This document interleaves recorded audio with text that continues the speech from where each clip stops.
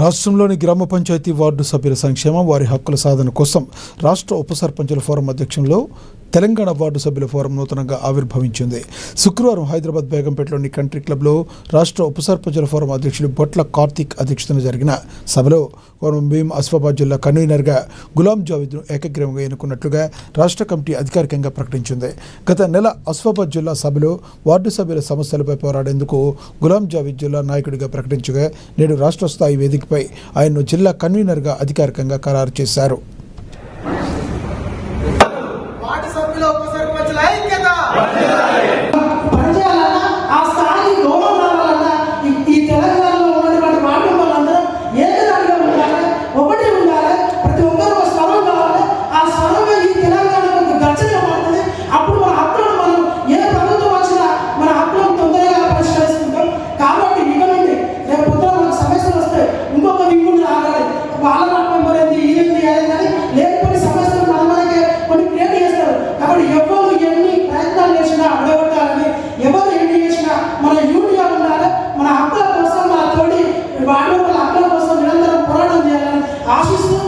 మీ వార్డులలో మీకు తెలియకుండా ఉప సర్పంచ్